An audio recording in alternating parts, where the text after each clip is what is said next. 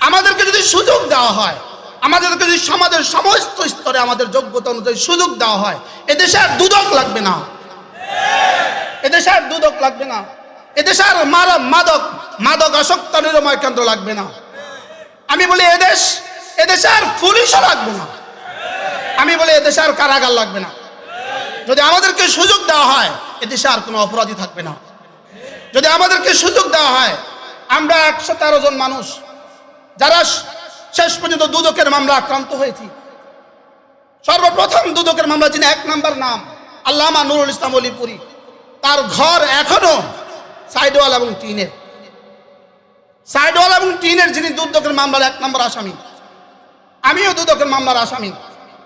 জীবনে কখনো দুদকের দুর্নীতির দল আমরা দেখি নাই, জীবনে কখনো দুর্নীতির আমরা কল্পনাও করি নাই। আমাদেরকে দুদকের মামলার আসামি করা হয়েছে, অথচ পৃথিবী জানে এদেশে দুর্নীতি কারা করে। আমরা দুর্নীতি বিরোধী এক সমাজ চাই, আমরা দুর্নীতি বিরোধী এক দেশ চাই। আমরা এমন এক দেশ চাই যে দেশের সুইপার থেকে সচিব পর্যন্ত সকলেই হবে দুর্নীতি মুক্ত। আমরা এমন এক দেশ চাই যে দেশের সুইপার থেকে সচিব পর্যন্ত সকলেই হবে নামাজি। আমরা এমন এক দেশ চাই, সে দেশের জন্য সর্বস্তরে কওমি মাদ্রাসার প্রবেশাধিকার নিশ্চিত করা হোক। মুশতাকুন নবী কাসেমি দামাত বারাকাতুহুমুল আলিয়া, প্রতিষ্ঠাতা মুহতামিম মাদ্রাসা ইসলামিয়া দারুল উলুম সুধন্যপুর।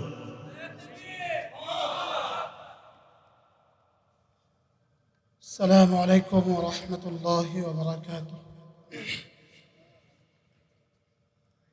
আলহামদুলিল্লাহি রাব্বিল আলামিন, والصلاة والسلام على سيد الأنبياء والمرسلين وعلى آله وأصحابه أجمعين, أما بعد।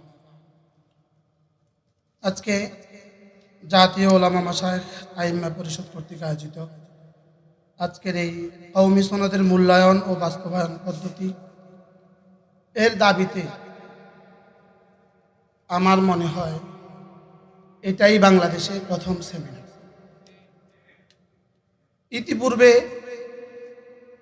বাংলাদেশের পর থেকে আমাদের যত আকাবের চলে গিয়েছেন, সকলের সমন্বিত প্রচেষ্টায়, সকলের আবেদনে যারা ইতিমধ্যে প্রয়াত হয়ে গিয়েছেন, আল্লাহ তাআলা তাদের কবরগুলোকে জান্নাতের টুকরো বানিয়ে দেন। এই প্রসঙ্গে আল্লামা নুরুল হোসেন কাসেমি রাহিমাহুল্লাহ তাআলা সহ সকলেই যেভাবে আমাদের স্বীকৃতির জন্য চেষ্টা করেছেন, শেষ তক আমাদেরকে স্বীকৃতি দেওয়া হয়েছে, লেকিন এই স্বীকৃতি ছিল আমাদেরকে চির গোলাম বানাবার স্বীকৃতি। এই স্বীকৃতি শুধুই আমাদেরকে চেপে রাখার স্বীকৃতি ছিল। যেই সরকার আমাদেরকে এই স্বীকৃতি দিয়েছেন, এই সরকারের উদ্দেশ্য আমাদেরকে স্বীকৃতি দিয়ে সমাজের সকল স্তরে আমাদেরকে প্রবেশাধিকার নিশ্চিত করা ছিল না, বলকে এই স্বীকৃতি তাদের উদ্দেশ্য ছিল আমাদেরকে শুধুই রাজপথ থেকে আমাদেরকে ঘরমুখী করে দেয়া, শুধুই আমাদেরকে রাজপথ থেকে ঘরমুখী করে দেওয়ার জন্য আমরা যেন তাদেরকে সমীহ করি, আমরা যেন তাদেরকে কিছুটা হলেও তারা তাদের নিরাপত্তার জন্যই আমাদের স্বীকৃতি দিয়েছে। লেকিন এই স্বীকৃতি যদি শুধু স্বীকৃতির জায়গাতেই বহাল থাকে, এই স্বীকৃতি কিয়ামত পর্যন্ত আমাদের জন্য কোনো ফল বয়ে আনবে না, এটা আমাদের জন্য কোনো সুফল বয়ে আনবে না। এজন্য স্বীকৃতি যদি বাস্তবায়ন না হয়, ওই স্বীকৃতির কোনো প্রয়োজন নেই। আমরা চাই স্বীকৃতির বাস্তবায়ন। আমরা চাই আমরাই এক জাতি, আমরাই কওমি মাদ্রাসার সূর্য সন্তানেরা, আমরাই এক জাতি যারা শিক্ষা ও দীক্ষা, তালিম ও তরবিয়তের সমন্বয়ে আমরা এক জাতি। আমরা ওই শিক্ষা আমাদের ছাত্রদেরকে দেই না যে শিক্ষা দুর্নীতির দ্বার উন্মুক্ত করে দেয়। এই শিক্ষা আমরা আমাদের ছাত্রদেরকে দেই না। ওই শিক্ষা আমরা আমাদের ছাত্রদেরকে দেই না যে শিক্ষা রডের পরিবর্তে বাঁশ দেয়। ওই শিক্ষা আমাদের জাতিকে আমরা দেই না যারা যেই ডাক্তারগুলো তাদের অপারেশনের সময় পেটে ছুরি রেখে চলে যায়। আমরা এমন শিক্ষা দেই না, আমরা দুর্নীতির শিক্ষা দেই না। আমাদেরকে যদি সুযোগ দেওয়া হয়, আমাদেরকে যদি সমাজের সমস্ত স্তরে আমাদের যোগ্যতা অনুযায়ী সুযোগ দেওয়া হয়, এদেশে আর দুদক লাগবে না, এদেশে আর দুদক লাগবে না, এদেশে আর মাদক আসক্ত নিরাময় কেন্দ্র লাগবে না। আমি বলি এদেশে আর পুলিশও লাগবে না, আমি বলি এদেশে আর কারাগার লাগবে না। যদি আমাদেরকে সুযোগ দেওয়া হয় এদেশে আর কোনো অপরাধী থাকবে না। যদি আমাদেরকে সুযোগ দেওয়া হয়, আমরা 113 জন মানুষ যারা শেষ পর্যন্ত দুদকের মামলা আক্রান্ত হয়েছি। সর্বপ্রথম দুদকের মামলা যিনি 1 নম্বর নাম আল্লামা নুরুল ইসলাম অলিপুরি, তার ঘর এখনো সাইডওয়াল এবং টিনের। সাইডওয়াল এবং টিনের যিনি দুদকের মামলার 1 নম্বর আসামি, আমিও দুদকের মামলার আসামি। জীবনে কখনো দুদকের দম, দুর্নীতির দম আমরা দেখি নাই। জীবনে কখনো দুর্নীতির আমরা কল্পনাও করি নাই। আমাদেরকে দুদকের মামলার আসামি করা হয়েছে, অথচ পৃথিবী জানে এদেশে দুর্নীতি কারা করে। আমরা দুর্নীতি বিরোধী এক সমাজ চাই, আমরা দুর্নীতি বিরোধী এক দেশ চাই।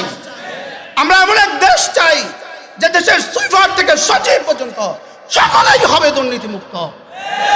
আমরা এমন এক দেশ চাই যে দেশের সুইপার থেকে সচিব পর্যন্ত সকলেই হবে নামাজি। আমরা এমন এক দেশ চাই, সে দেশের জন্য সর্বস্তরে কওমি মাদ্রাসার প্রবেশাধিকার নিশ্চিত করা হোক। আমাদেরকে সুযোগ দেওয়া হোক, আমাদেরকে সুযোগ দেওয়া হোক। প্রাইমারি স্কুলে আমাদের ছাত্রদেরকে সুযোগ দেওয়া হোক, আমাদের ফজলাদেরকে প্রাইমারি স্কুলে সুযোগ দেওয়া হোক, আমাদের ফজলাদেরকে হাই স্কুলেও সুযোগ দেওয়া হোক, আমাদের ফজলাদেরকে কলেজ ইউনিভার্সিটিকেও সুযোগ দেওয়া হোক।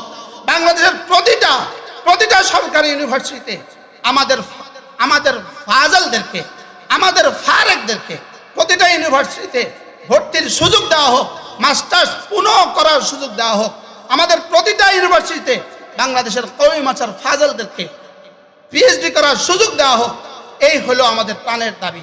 এটাকে যদি উপেক্ষা করা হয় তাহলে 16 বছরের কোরবানিকে উপেক্ষা করা হবে। শেষ লোকমা দিয়ে পেট ভরে না, শেষ লোকমা দিয়ে পেট ভরে না।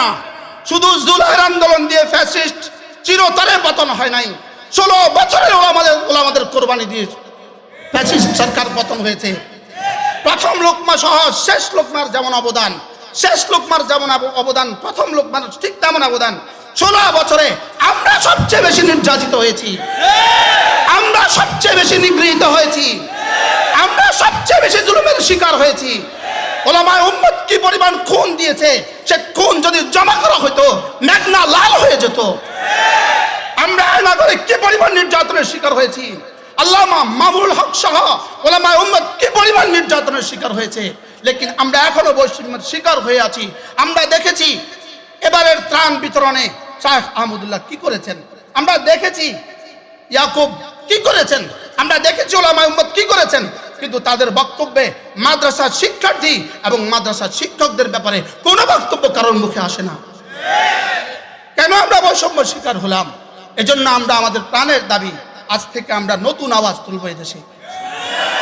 এদেশে নতুন আওয়াজ উঠেছে ইনশাআল্লাহ। এই আওয়াজ পুরা হবেই হবে ইনশাআল্লাহ, এই আওয়াজ পুরা হবেই হবে ইনশাআল্লাহ। আমাদের ছাত্ররা প্রমাণ দেখিয়েছে। আমাদেরকে সুযোগ দেন, আমাদেরকে সুযোগ দান করেন। ডক্টর আফম ও খালেদ আমাদের এই ঘরের সন্তান, যিনি মসজিদে গেলে খতিব, যিনি মিম্বারে গেলে ওয়াইজ, যিনি ঘরে গেলে পীর, হাদিসের মসনদে যিনি মুহাদ্দিস। আলহামদুলিল্লাহ, লিখনের জগতে তিনি পৃথিবী বিখ্যাত লেখক, সাংবাদিকতার পেশায় তিনি পৃথিবী বিখ্যাত সম্পাদক। এজন্য কোন অংশে আমাদেরকে পিছিয়ে ফেলে রাখবেন? আজকের বাংলাদেশে আমি বলি, যদি বাংলা লেখার প্রতিযোগিতা আমাদেরকে অবতীর্ণ করে দাও, আমরাই হব সেরা। ইংরেজি লিখাতে যদি আমাদেরকে দিয়ে দাও, আমরাই হব সেরা। ইংরেজি বলনে আর পঠনে যদি আমাদেরকে দিয়ে দাও, আমরাই হব সেরা। বক্তব্যে আমাদেরকে দিয়ে দাও, আমরাই হব সেরা ইনশাআল্লাহ। আমাদেরকে যদি এই সুযোগ দানে বাধিত করেন, মৌলানা হাসান জামিলের মতো আমিও আদাবের সত্য ব্যবহার করছি, এই সুযোগ দানে যদি আমাদেরকে বাধিত করেন, আমরা আপনাদের কৃতজ্ঞ থাকবো, আমরা আপনাদের কাছে চিরকৃতজ্ঞ থাকবো এবং আপনাদের জন্য আমরা কিয়ামত পর্যন্ত জাতি আপনাদেরকে স্মরণ করবে। ওয়া মা তাওফীকি ইল্লা বিল্লাহ, আলাইহি তাওয়াক্কালতু ওয়া ইলাইহি উনীব।